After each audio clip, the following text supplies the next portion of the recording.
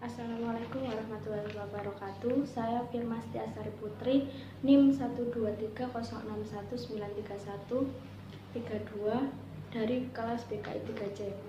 Saya akan menjelaskan tentang kepemimpinan. Kepemimpinan merupakan kemampuan seseorang yang mengarahkan atau mempengaruhi sekelompok individu yang berkaitan dengan kegiatan organisasi atau kelompok untuk mencapai tujuan bersama. Sedangkan pemimpin adalah orang yang dipilih atau orang yang diberi kepercayaan untuk ketua dalam kelompok atau organisasi. Perbedaan antara pemimpin dan kepemimpinan. Pemimpin adalah orang yang memimpin kelompok atau organisasi, sedangkan kepemimpinan adalah cara orang memimpin kelompok atau organisasi. Di sini saya juga akan menjelaskan tujuan dari kepemimpinan. Yang pertama, untuk mencapai tujuan bersama, dan yang kedua memotivasi orang lain. Saya juga akan menjelaskan tentang fungsi kepemimpinan. Fungsi kepemimpinan ini ada 5 fungsi. Yang pertama, fungsi instruktif, yaitu sebagai menentukan perintah agar keputusan dapat diwujudkan secara efektif. Yang kedua, fungsi konsultatif, cara berkomunikasi dua arah dalam mengambil keputusan. Yang ketiga, fungsi partisipasi, yaitu pemimpin melibatkan anggotanya dalam mengambil keputusan bersama. Yang keempat, fungsi delegasi. Fungsi delegasi ini pemimpin memberikan kewenangan kepada anggotanya. Yang kelima, fungsi pengendalian.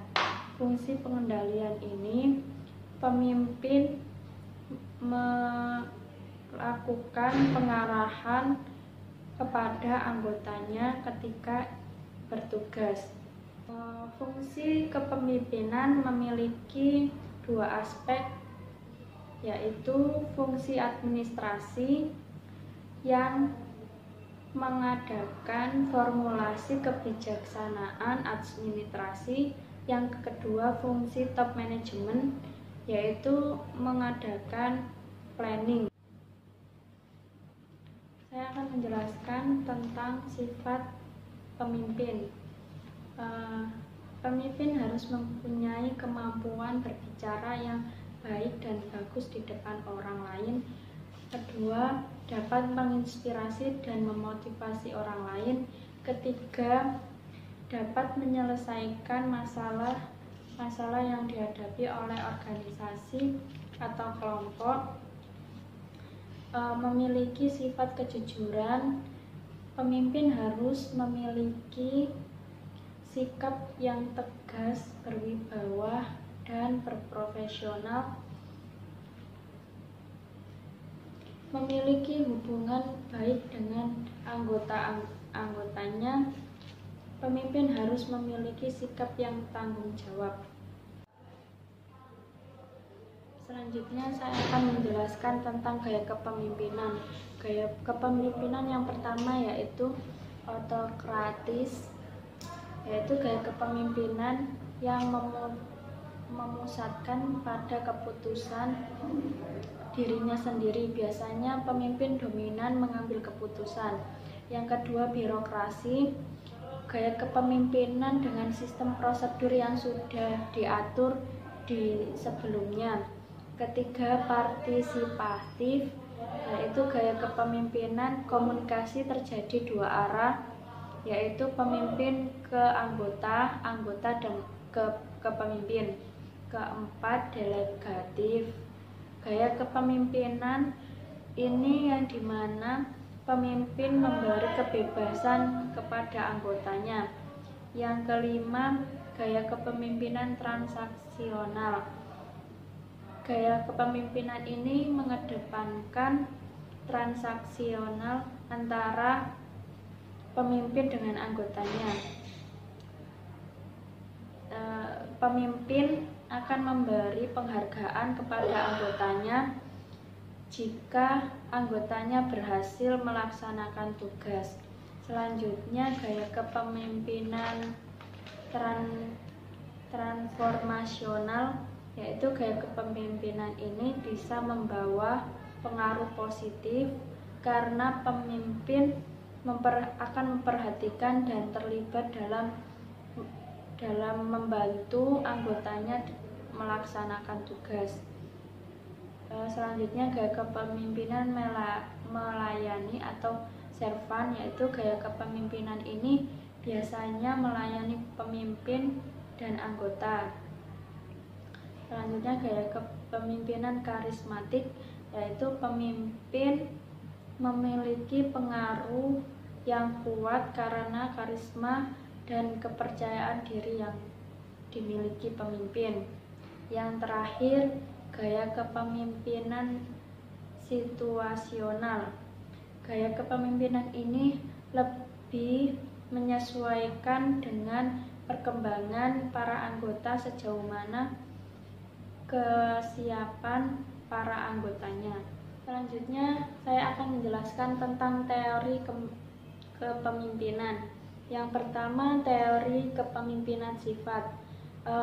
Dalam teori ini, bagaimana sifat kepemimpinan yang dicapai melalui pengalaman. Ada 4 sifat umum yang berpengaruh terhadap keberhasilan organisasi atau kelompok. Yang pertama, kecerdasan, kedua, kedewasaan, ketiga, motivasi diri, dan keempat, hubungan antara anggotanya. Yang kedua, teori perilaku dan situasi. Ada 2, yaitu konsiderasi, hubungan baik antara anggotanya, dan kedua, struktur inisial, yaitu memberi kebebasan kepada anggotanya. Yang ketiga, teori kewibawaan. Dalam teori ini, kewibawaan pemimpin yang merupakan faktor penting dalam kepemimpinan. Yang keempat, teori situasi yang bersifat fleksibel sesuai dengan perkembangan anggotanya. Yang terakhir, saya akan menjelaskan tentang contoh kasus kepemimpinan.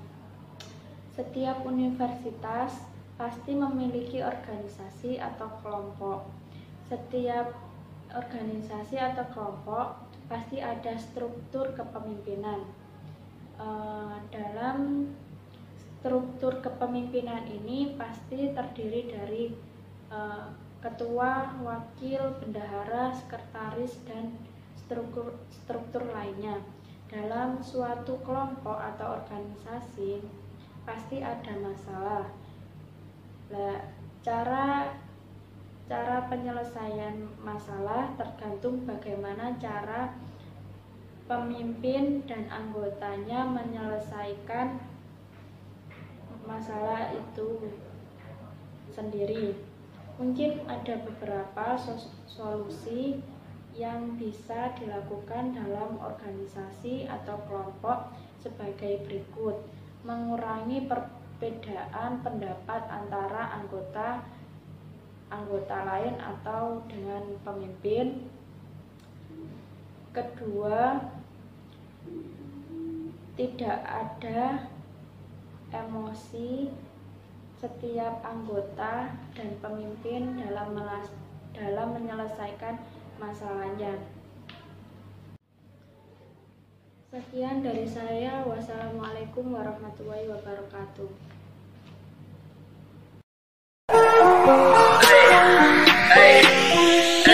Humanize.